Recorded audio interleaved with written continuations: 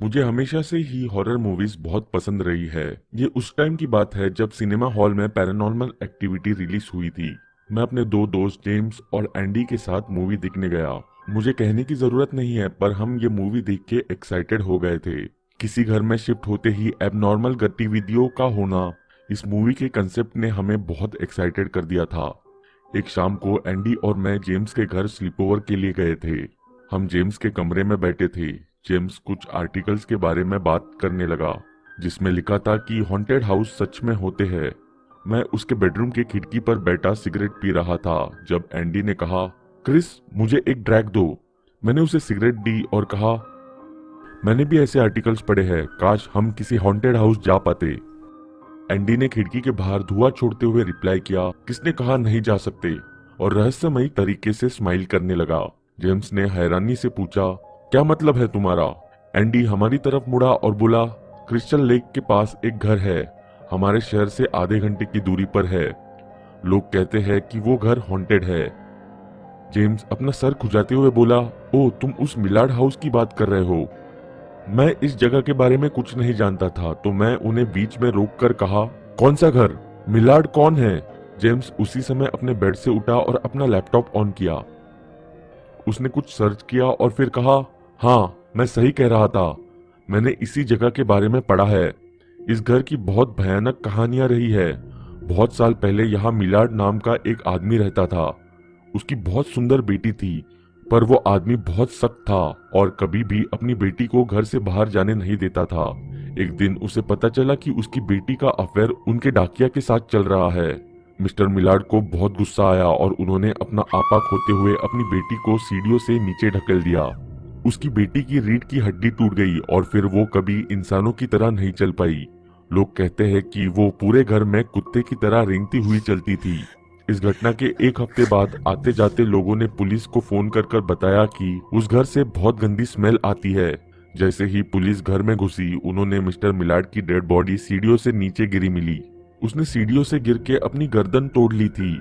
उन्हें उसकी बेटी की डेड बॉडी उसके बेड से मिली। मैंने मुस्कुराते हुए पूछा, इसमें डरावना क्या है? शायद उस बेटी ने अपने बाप से बदला लिया होगा और फिर अपने आप को ही मार दिया होगा।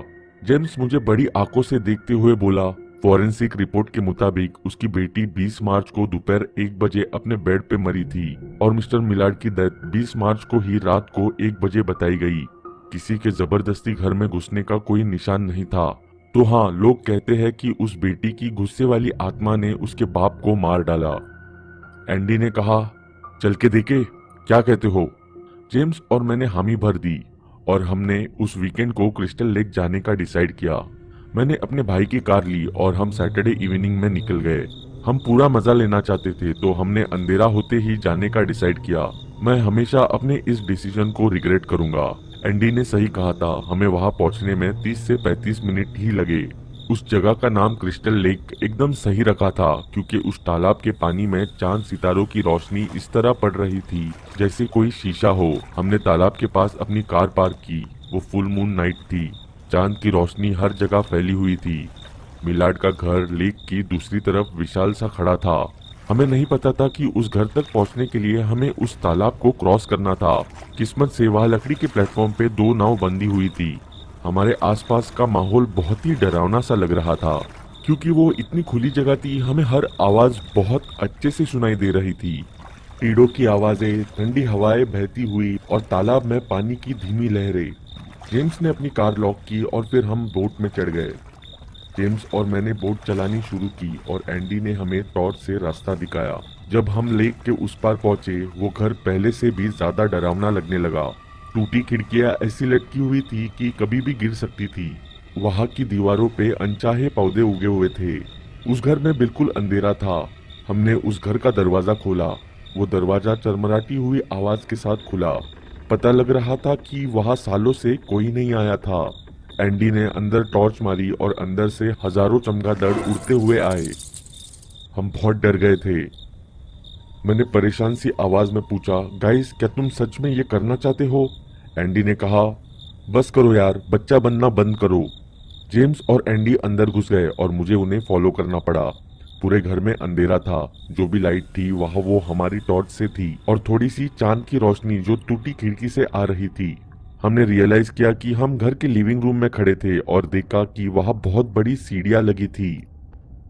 जेम्स ने धीरे से कहा, ये वही सीढ़ियां है जहां से मिस्टर मिलार्ड ने गिर के अपनी गर्दन तोड़ी और फिर मर गए।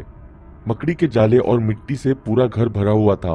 मैंने तो कुछ चमगादड़ भी घर की छत से लटके हुए देखे थे।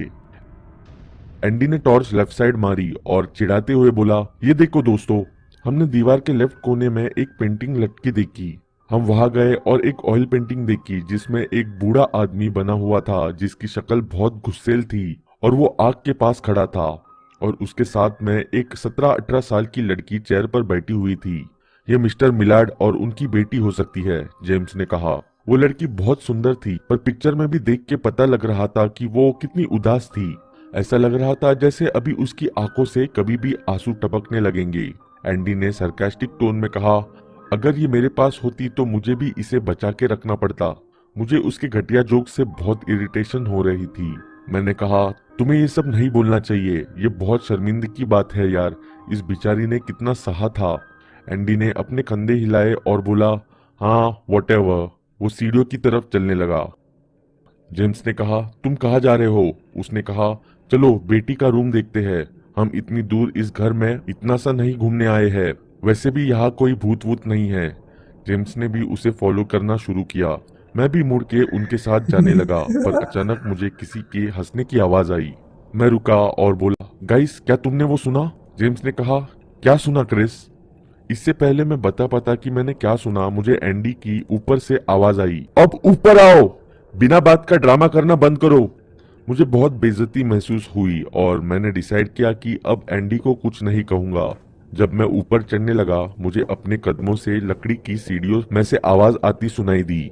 जब मैं ऊपर पहुंचा मैंने जेम्स और एंडी को एक बंद दरवाजे के सामने खड़ा देखा। मैंने पूछा, क्या हुआ? जेम्स ने दरवाजे की कुंडी खोलते हुए कहा, आई थिंक ये दरवाजा अटक गया है, ये खुल नहीं रहा। एंडी बोला, ये टॉर्च पकड़ो, मुझे कोशिश करने दो। एंडी ने बहुत कोशिश की पर वो दरवाजा नहीं खुला। हम लोग उस दरवाजे के सामने खड़े सोच रहे थे कि अब क्या करना चाहिए कि तभी हमें किसी की हंसने की आवाज आई। उस आवाज से सब लोग चौकन्ने हो गए थे। मैंने घबराते हुए कहा, जेम्स मुझे ये आवाज नीचे भी सुनाई दी थी। आई थिंक अब हमें यहाँ से निकलना चाहिए, बहुत हो गया। एंडी ने सब जगह टॉर्च घुमाई पर हमें कोई नहीं दिखा। फिर उसने उत्सुकता से बोला, शायद ये आवाज इसी कमरे से आ रही है। मुझे नहीं पता कि आप लोग मुझ पे विश्वास करोगे या नहीं, पर फिर उस दरवाजे का हैंडल हिला और वो दरवाजा अपने आप खुल गया। हमने तुरंत उस कमरे में देखा। वो एक पुराना गंदा कमरा था। वहाँ एक फटा हुआ बेड था एकदम कमरे के बीच। चांद की हल्की रोशनी से उस कमरे के अंदर थोड़ा बहुत दिख सा रहा था।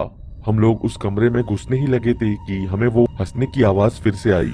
वो किसी के वश में की गई किसी औरत की आवाज थी। मेरे गले के पीछे मेरे रोंगटे खड़े हो गए। मैंने धीरे से कहा, गाइस चलो यहाँ से। फिर अचानक जेम्स ने खिड़की के पास बेड की कोने की तरफ देखते हुए इशारा किया और बहुत ही डरी हुई आवाज में बोला, वो क्या है एंडी? मुझे लगा जैसे कोई कुत्ते जैसा प्राणी खिड़की के पास बैठा था पर वहां बहुत अंधेरा था और कुछ साफ दिखाई नहीं पड़ रहा था। एंडी ने उस तरफ टॉर्च घुमाई और लगा जैसे हमारा खून ठंडा हो गया हो। खिड़की के पास जमीन पर एक लड़की थी। वो मेंढक की तरह खड़ी जमीन की तरफ देख रही थी। कुछ पल के लिए हम में से कोई कुछ नहीं बोल पाया। ऐसा लगा जैसे हम सबका दिल धड़कना बंद हो गया और हम हिल भी नहीं पा रहे थे। उस लड़की ने अपना सर उठाया और हमारी टॉर्च की लाइट बुझने सी लगी। हमें टॉर्च के जलने बुझने की वजह से कुछ क्लियरली नहीं दिख पा रहा था, पर फिर लाइट बस जलती और बुझती चली गई बिना किसी वजह के। और जब जब लाइट जलती हमें उस लड़की का डरावना चेहरा बदलता दिखता। पहली बार हमें उसका उदास चेहरा दिखा। दूसरी बार मैंने उसके चेहरे पर बहुत बड़ी स्माइल देखी। तीसरी बार हमें उसका बिना किसी भाव का चेहरा दिखा जिसमें उसकी बड़ी सफेद आंखें हमें घूर रही थी। हम इतना ज्यादा डर गए थे कि हम वहां से भागना भी भूल गए। फिर तभी उस लड़की ने वो डरावनी हंसी की आवाज निकाली और हमारी तरफ रेंगती हुई आती चली गई। हम फाइनली अपने होश में आए और जान बचाकर वहां से भागने लगे। जेम्स और मैं आगे भाग रहे थे और एंडी हमारे पीछे था। जेम्स चिल्लाता जा रहा था, भागो भागो। और एंडी एक 10 साल के बच्चे की तरह चिल्लाते हुए कह रहा था, मुझे यहाँ अकेला मत छोड़ो प्लीज, वो मेरे पीछे आ रही है। हम मेन डोर पर पहुंचकर एंडी का वेट करने लगे। हमने देखा कि एंडी आधी सीढ़ियां उतर चुका था और वो लड़की उसके एकदम पीछे जानवरों की तरह भागती आ रही थी। किसी तरह हम सब लोग उस घर से निकलते ही बोट में कूद गए। एंडी से डर के मारे टॉर्च तालाब में ही गिर गई। जेम्स और मैंने पागलों की तरह बोट भगाना शुरू कर दी। एंडी अपनी पीठ घर की तरफ किए बोट में ही बैठा था। वो इतना ज्यादा डर गया था कि बस बोलता ही चला गया, मुझे अभी भी उसकी आवाजें आ रही है, बोट तेज चलाओ और तेज। जेम्स और मैंने रियलाइज किया कि उसे सदमा लग गया है, क्योंकि जहाँ तक हमें दिख रहा था घर के सामने कोई नहीं था। जेम्स ने सहमी हुई आवाज में कहा, शायद वो घर छोड़कर नहीं जा सकती। मैंने कुछ नहीं कहा, बस बोट चलाता गया। मुझे अभी तक नहीं पता कि उस रात हम घर कैसे पहुंचे, पर इस घटना के बाद किसी भी हॉन्टेड हाउस की बात सुनता हूँ तो पसीना छूटने लगता है।